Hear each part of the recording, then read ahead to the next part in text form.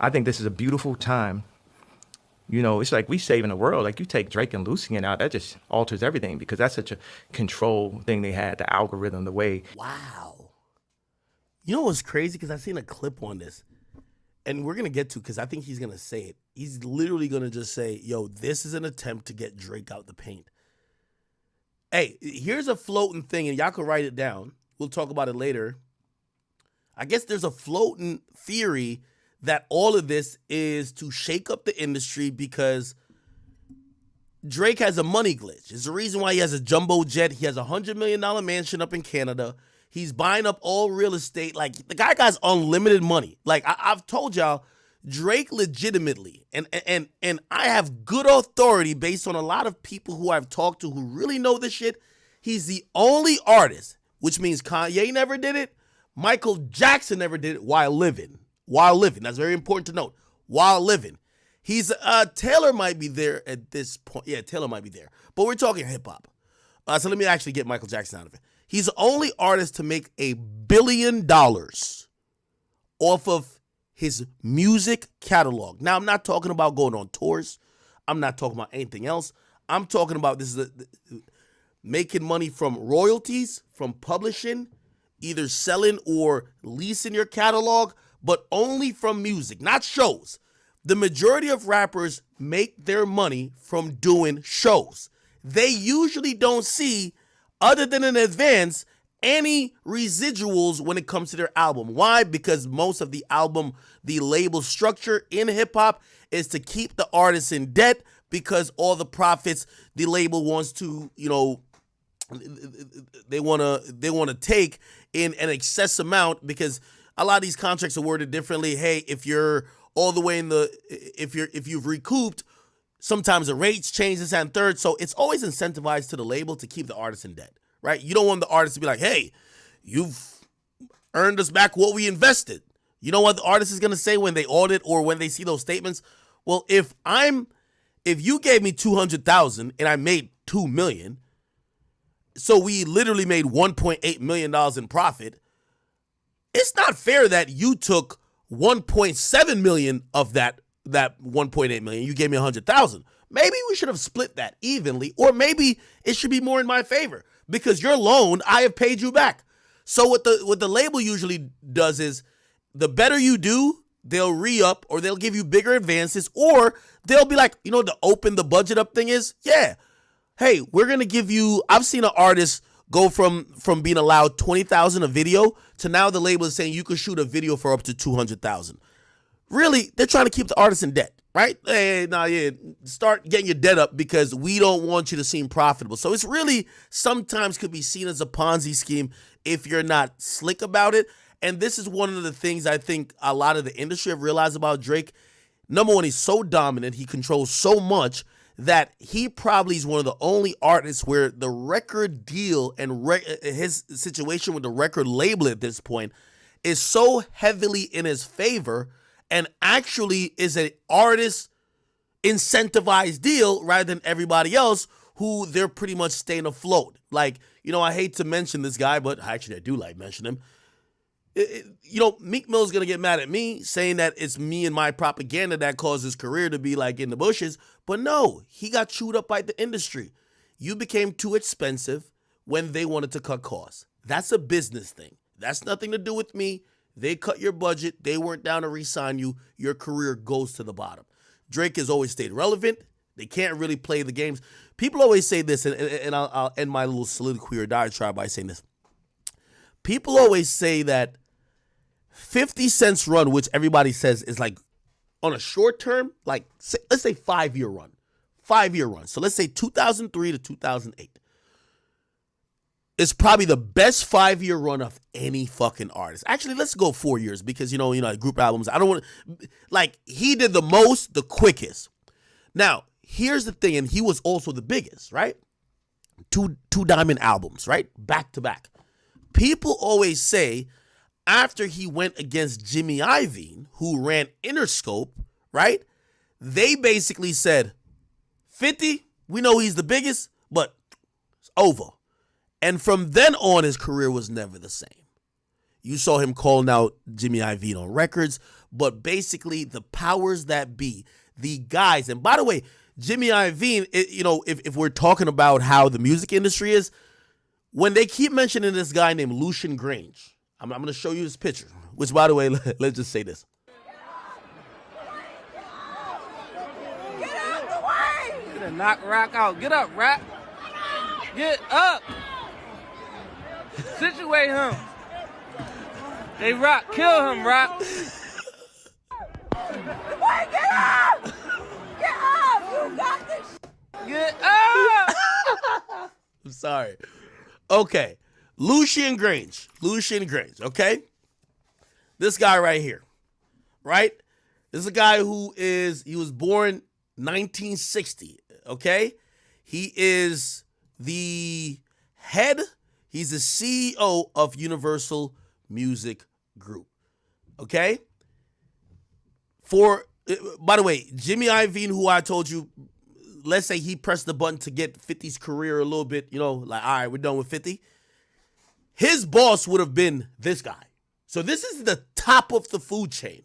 So when, you talk about Lucian Grainge, or when Kanye talks about Lucian Grainge and he mentions Drake with him, I would imagine, by the way, all these people are on Republic. I think even Taylor Swift, I can't take that tab out. Taylor Swift, I think she's on Republic too. I think The Weeknd's on Republic. Taylor Swift's on Republic. Post Malone's on Republic. Drake's on Republic. Everybody's on Republic, I believe. Let me just make sure she's on Republic. Like, Republic is the one who... Is it Republic? Am I tripping? I could be tripping. Where is she at now? Yeah, Republic. Republic got all the big wigs. You feel what I'm saying? So we got Drake on Republic. Weeknd on Republic. Post Malone on Republic. Taylor Swift on Republic. You get what I'm saying? All of that folds up under UMG. The boss of UMG is this guy we're going to continue to say, Lucian Grainge. So you could imagine, and, I remember 50 Cent was trying to expose, 50 is one of the reasons why I report sales. Salute to 50, I love you. The reason why is that he used to go up on the radio and read out something that was an industry secret. Like, he used to read out SoundScan, right? These days it's ran by Illuminate. But he used to read out SoundScan reports of what people actually sold. That wasn't really supposed to be public. Actually, labels used to pay tens of thousands for access to the data of where their sales was coming from, right? So you have to imagine Lucian Grainge, and this is why I brought up the 50 point. 50 said back then, he said, yo, Jimmy Iovine comes to me and says, hey, we're missing 15% of the sales that we projected to get, and it's the fourth quarter. 50, I need you to drop. Because when you drop, you account for, I don't know, I'm making this number up now. I don't remember this part. 20%, right? So I say that to say, Lucian Grainge and UMG, think about what I said with Republic.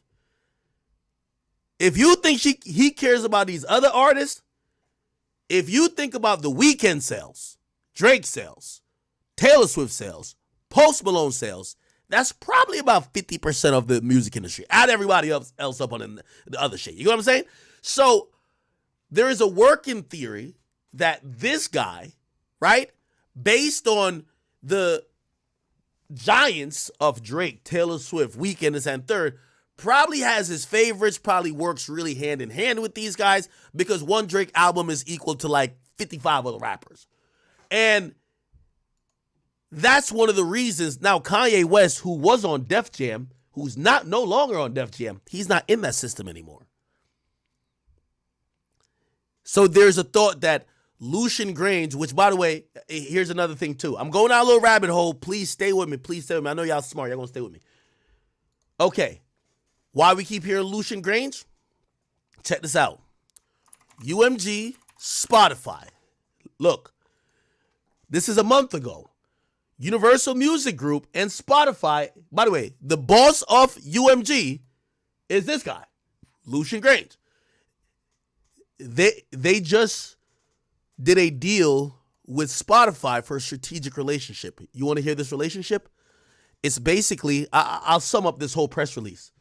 You know how artists is leaking snippets? UMG artists which again, Lucian is the boss of UMG.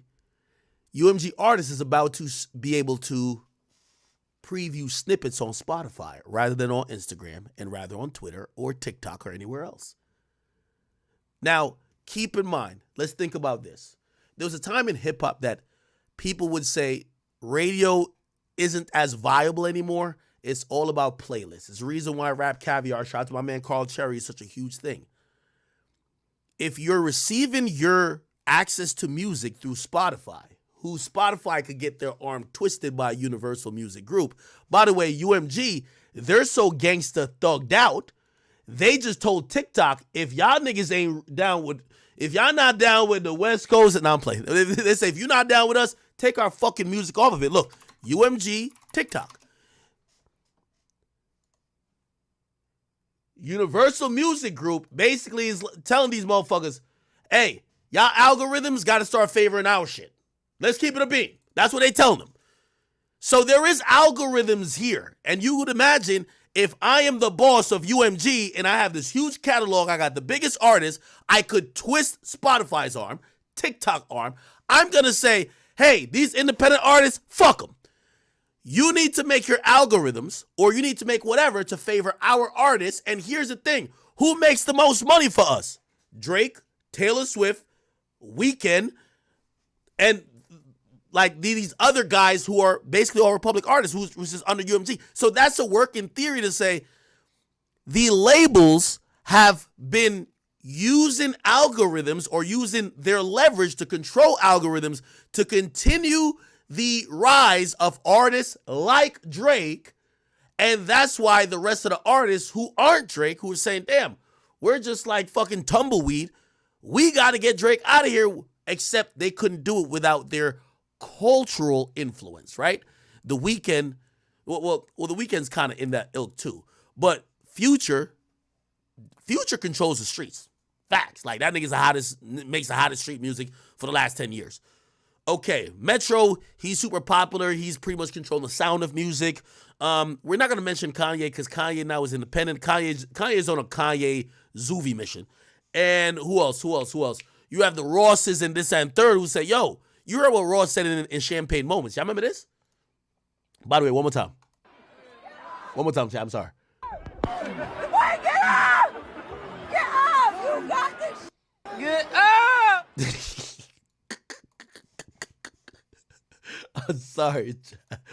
Champagne Moments. Champagne Moments. Here we go. If you remember what he was saying in this song,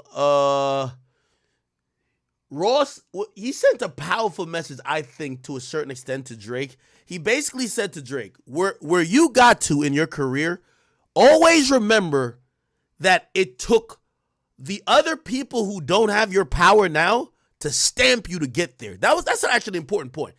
Look, he said, by the way, I respect a lot of, I got a lot of respect for a lot of rappers, but I got one guy, he's my favorite person to rap with, and he saw, okay, that was what Drake said about Ross before.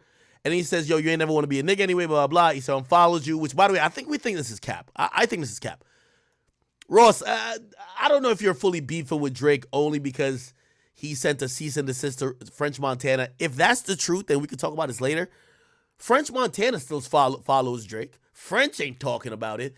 It would seem like you're doing the same thing that you did to Birdman for Wayne.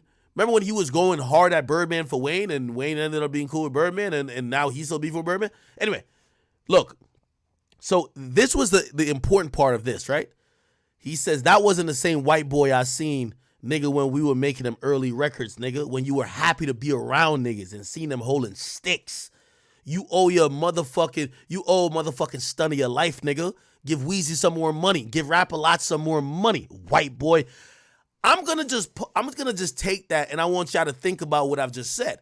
Yeah, these guys aren't in the position where they're that much valuable as Drake. But one thing we could probably say about what Rick Ross is saying, he's saying you owe a lot of people more than what you're probably giving back, because without us giving you the stamp of, okay, Rap-A-Lot gave him the stamp of, Drake basically claims Houston like a second home. Birdman basically was giving Drake that support of, yo, this my young nigga and whatever he say go. Wayne obviously was like, this my protege. He's going to take off. They're basically saying that a lot of people gave Drake cosigns for Drake to get in the position. Without that cosign, like think about this and notice to this guy, but think about Jack Harlow, right? Not saying Jack Harlow's as talented as Drake, but if those things don't align with Drake, right? Let me ask you this question. If Drake doesn't have a Wayne cosign, remember Wayne's the hottest nigga, 09? Hottest nigga, 08 into 09. Wayne's the hottest nigga. If Wayne at that time doesn't co-sign him, Stunner, who we all know the Cash Money and what that means and everything else, if that's not around him, right? If all these other street rappers, and by the way, even up on including Future in 2015, if they all don't surround him and basically try to show him love like, yo, hey, he one of us, does Drake become Drake? Now, that question, I think intuitively you'd probably have to ask, is Drake rapping so good it wouldn't have mattered? Or did those cosigns need to be there to get him to where he needed to go? You guys can answer that question, but that's what I took from that. Anyway, we're going to go back because we kind of strayed off topic a little bit. Okay, cool. So we've gotten back to Lucian Grainge. Lucian Grainge, we keep hearing that. I'm sorry.